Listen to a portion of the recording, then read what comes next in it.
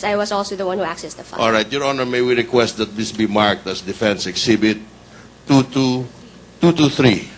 Mark it accordingly.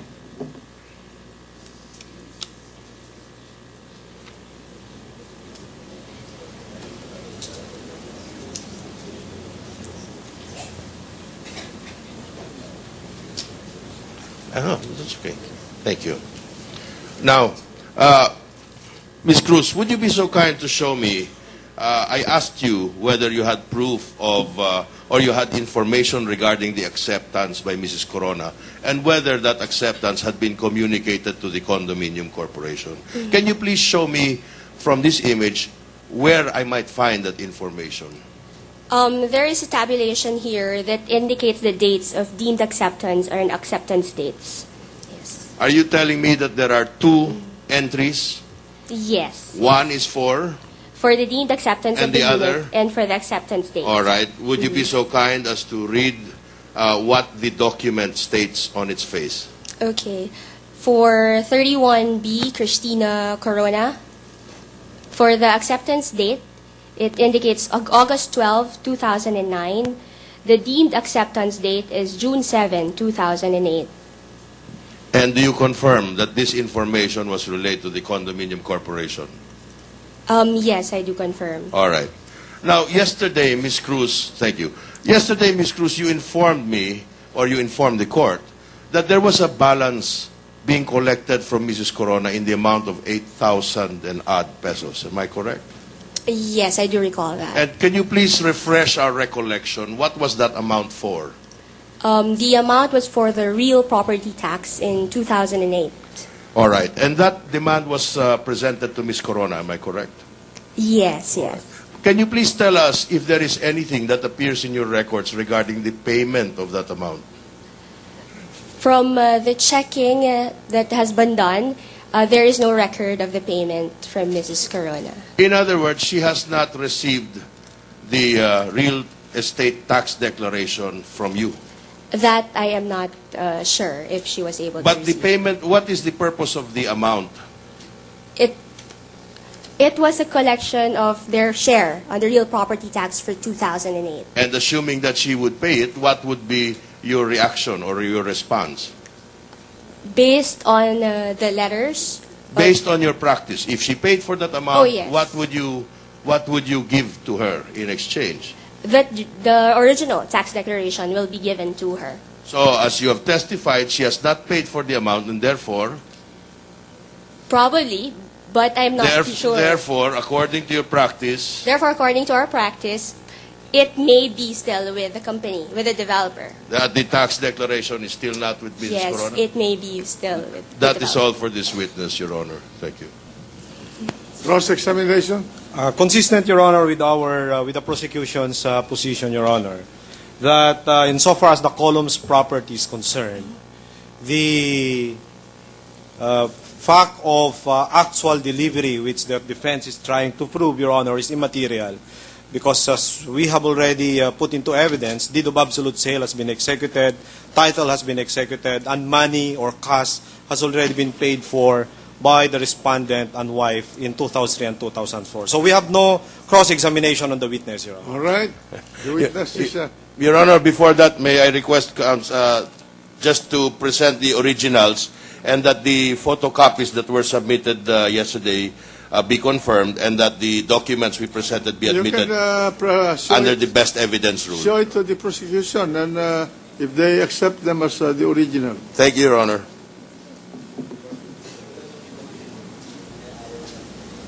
Request that the witness be discharged, Your Honor. You do not need the witness anymore. All right, the witness is discharged. Thank you. Thank you. Thank you, Ms. Cruz. Mr. President, The Majority Floor Leader. while they are marking the continuation also of a cross-examination of another witness, Ms. Perlita Ele, is in order in the agenda. She is the Executive Clerk of Court, RTC, Quezon City. There were documents to be submitted requested by the prosecution. Notarial commission issued by Attorney Maynard Panela, monthly statements, reports covering letters of all documents acknowledged by Attorney Panela, including the year 2007.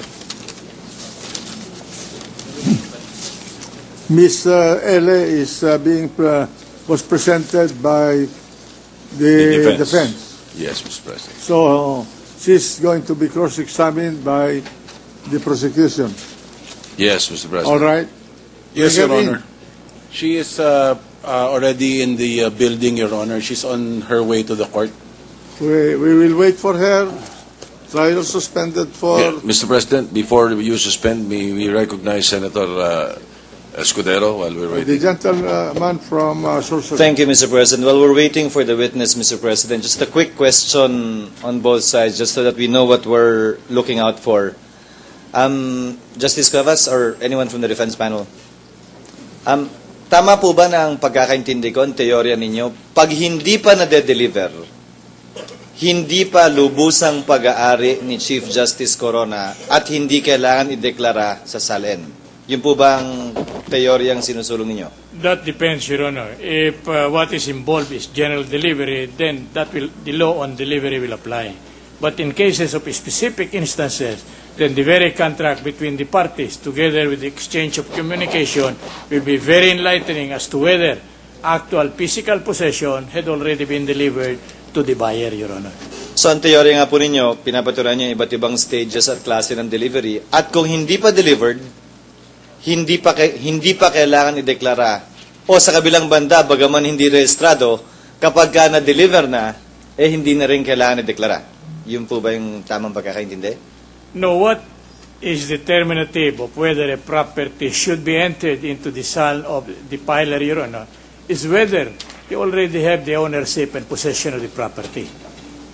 Ownership and possession. That's correct, Your Honor. When you say ownership, it means reflected in official documents or government records? Correct.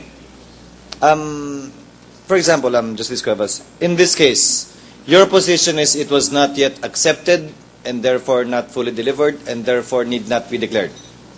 Even and also the name of the real property tax declaration is still in the name of the developer. Would that be correct? That is what our evidence show, Your Honor. Because there was no actual physical delivery which allows the buyer to take possession of the property and exercise acts of ownership not until and unless the property had been delivered to him. To her, rather. And the non-delivery, Your Honor, if caused by factors which is also admitted by the seller, then that exempts the buyer from making an entry with respect thereto in his SAL, Your Honor. But on the reverse, Justice Cuevas, insofar as the Marikina property is concerned, if I'm not mistaken, there was delivery, but ownership was not yet fully vested, in fact, up to today, in the person of Mr. Vicente. Because I was thinking that your theory was delivery would consummate it. What we were trying, there is no parity of issues, Your Honor. In the case of the Marikina properties, what we proved by our evidence is there was a sale. Now, whether there is transfer of ownership, whether there was a torrent certificate of title issued in favor of the buyer is immaterial as between the parties, Your Honor. Because it is never a condition precedent to the validity of the sale that certificate of title had been issued in favor of the buyer. More so, if the buyer is not interested in the issuance thereof, Your Honor.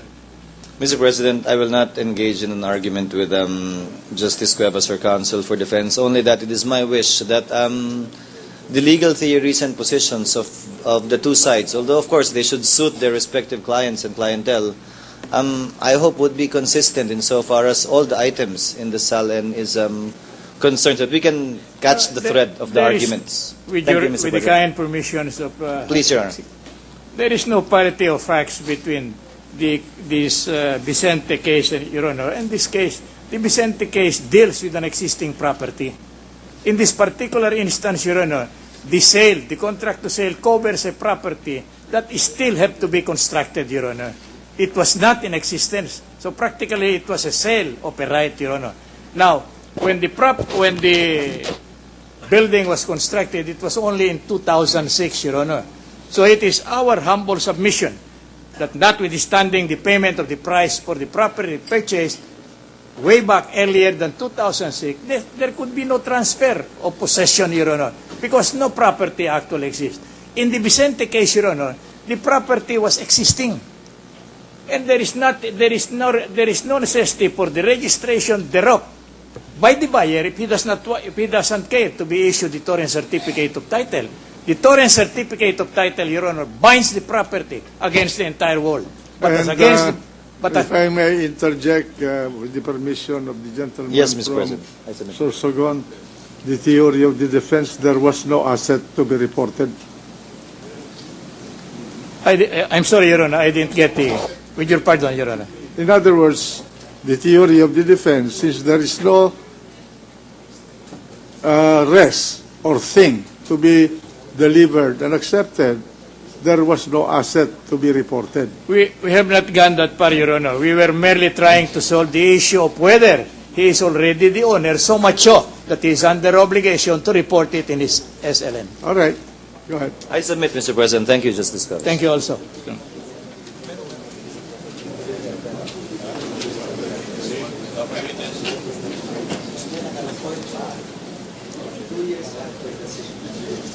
O dahil sa electric fan. Samantalang hinihintay pa rin po nila ang pagpasok